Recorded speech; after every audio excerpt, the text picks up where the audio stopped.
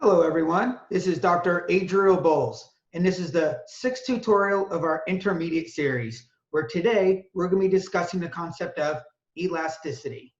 As always, you can find this video along with all of our tutorial videos at hobnob.games, where you can also download and play on our poker app. So today we're going to be talking about a concept called elasticity. So where does this term come from?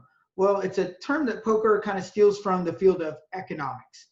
In economics, this refers to how a change in one variable affects other variables. For instance, and very relevant to what we're going to talk about in poker, will the change in price of a product affect subsequent demand?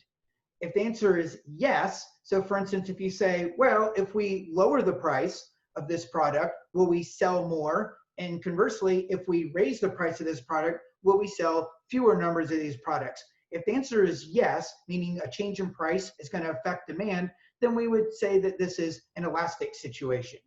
But if the change in price will not affect demand, then we would say that we're in a situation where we do not have elasticity, where we're inelastic.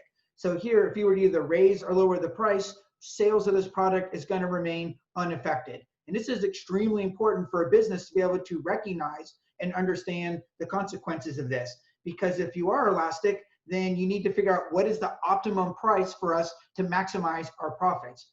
But if the answer is no, then you risk the possibility of charging too small of a price for a product where you could raise the price and charge more and still have the same number of sales. If you miss out on this opportunity, then you're not maximizing your profits.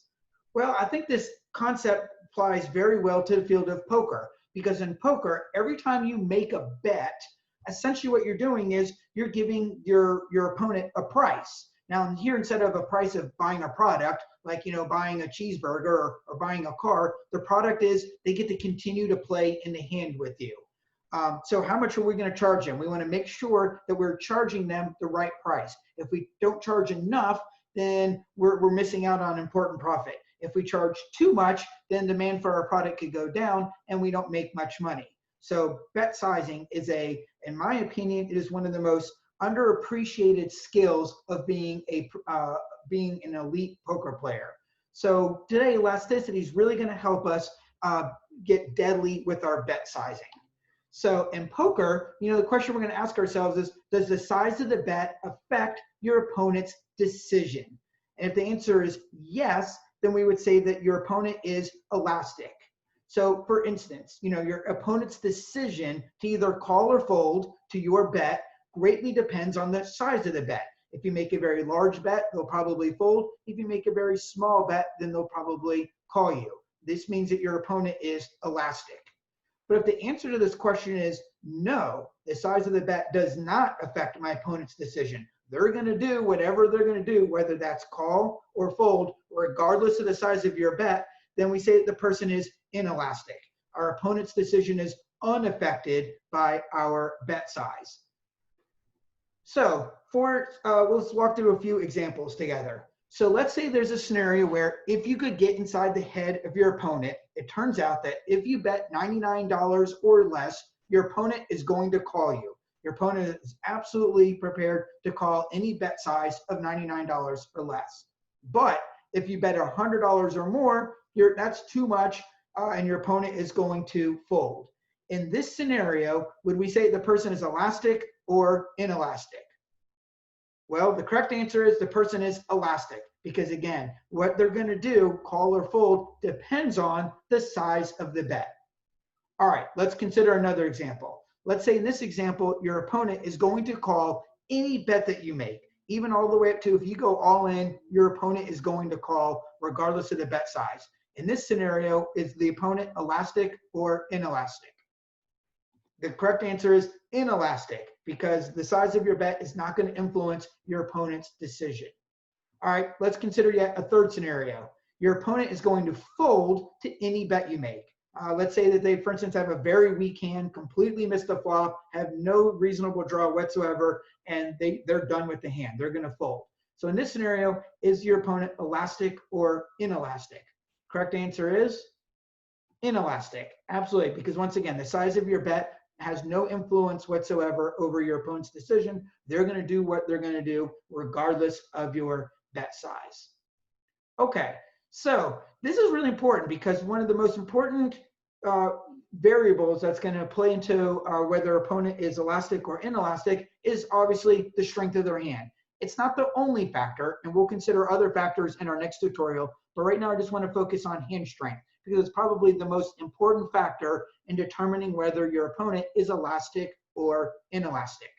So if your opponent's hand strength is very weak, so like that last scenario I just described, they miss the flop entirely, they have no reasonable draw, no pair, no anything, their hand strength is very weak, they're going to have a strong tendency to be very inelastic. It's really the medium hand strengths where we really have to be concerned about elasticity, because now our opponents tend to be very elastic with their medium hand strength. Because when you have a medium hand strength, they might fold to a very large bet, but then they're going to call a very small bet. But when opponents are very strong, they tend to be very inelastic because, again, they have a hand so strong, they're simply not folding. So when they're very weak, they're inelastic, but inelastic to fold. When they're very strong, they're also inelastic, but inelastic in that they're calling any bet. It's when they have medium strength hands when our opponents tend to be more elastic. So why do we care so much about elasticity? Well, it's extremely important. And one of the most important pieces is because we want to be able to get maximum value, meaning when we have best hand, it's important not just to win these hands, but it's important to make sure that you get the maximum price and the maximum amount of money out of your opponents when you do have the best hand. And vice versa. When you end up losing, you need to make sure that you lose the minimum, that your opponent isn't max valuing you, that you lose the minimum amount. Because, I mean, the difference between an amateur poker player and an elite poker player, both of those players over the long term are going to get the same number of very good hands and very bad hands. And maybe they're on the top end of bad beats and they're on the bottom end of bad beats. The difference between the amateur players and the elite poker players is for the elite poker players, when they're on the top end of a bad beat, they go get the maximum value. When they're on the bottom end, they, to the best of their ability, lose the minimum. And so that matters greatly. So you might have two players who both win and lose the same number of hands, but the poker pro, when they win the maximum amount, and when they lose the minimum. And that's going to give them a much better win rate than the amateur player. And elasticity can really help us do these two very important things: win the maximum when we have best hand, lose the minimum when we lose the hand. So, for instance, and it also helps us a lot when we're bluffing. So, for instance, if we're bluffing, if we know that they are inelastic, that they're going to do whatever they do regardless of our bet size, then we know that, like, we can make a very small bet size here. Because if I'm bluffing, then if they're inelastic, they're going to do whatever they do. There's no reason to risk a large amount of money here. If a small bet size will get them to fold the same that a large bet size will do, we'll clearly make the small bet size. No point in making a large bet size here and risking more than you have to. So if you can recognize that your opponent is inelastic and you want to bluff them, this is extremely valuable information for you, because now you know that you can make a small bet size and get the job done. But if you're bluffing and you know that they are elastic, you know they probably have a medium strength hand and will fold to a large bet but call a smaller or medium size bet, then this is really important to know. Now you know you need to size your bet a little bit larger here, and perhaps a lot larger. Part of being an elite poker player is really getting a good sense of your opponent, knowing how much do you have to bet here to get your opponent to fold their medium strength hand.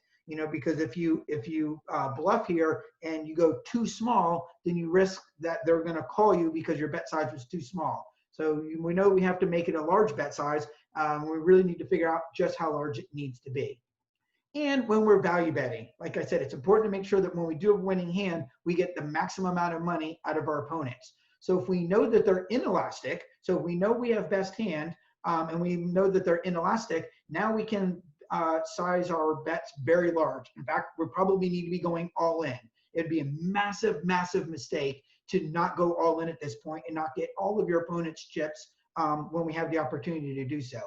But if we know they're elastic, then we need to really get careful with our bet sizing. If we know we have the winning hand, but they have a medium strength hand, this is again where it really helps to know your opponent. What's the maximum I can bet that they'll still call?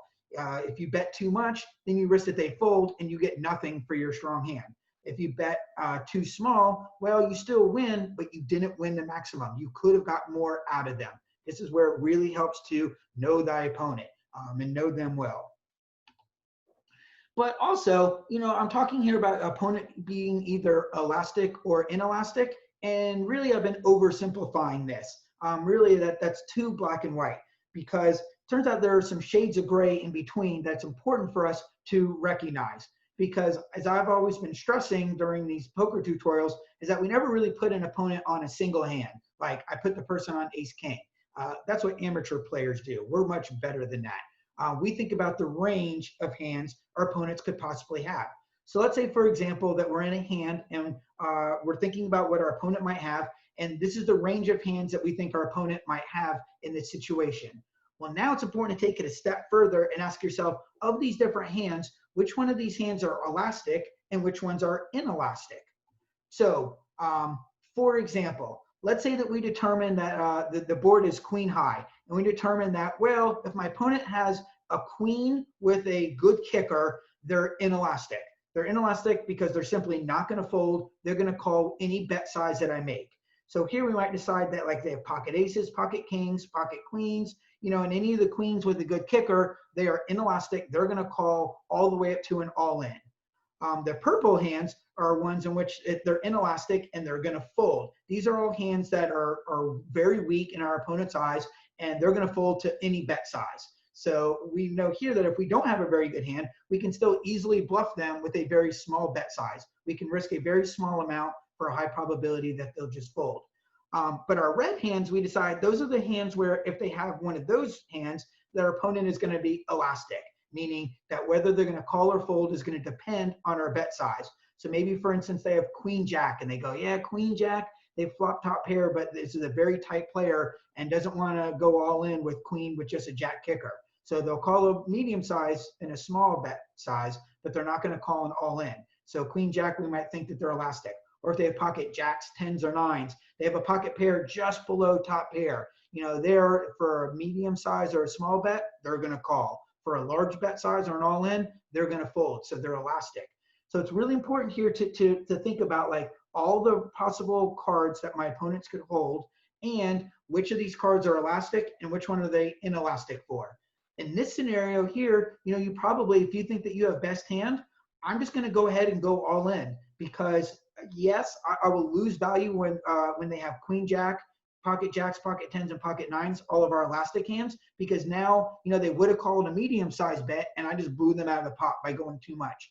But you know what? I'm willing to give up those spots for the spots where, because this range here is dominated by inelastic hands. There's so many more inelastic hands that the opponent has that when they have one of these inelastic hands, like pocket aces or pocket kings, and I have best hand, I can get the maximum value. I can get their entire stack.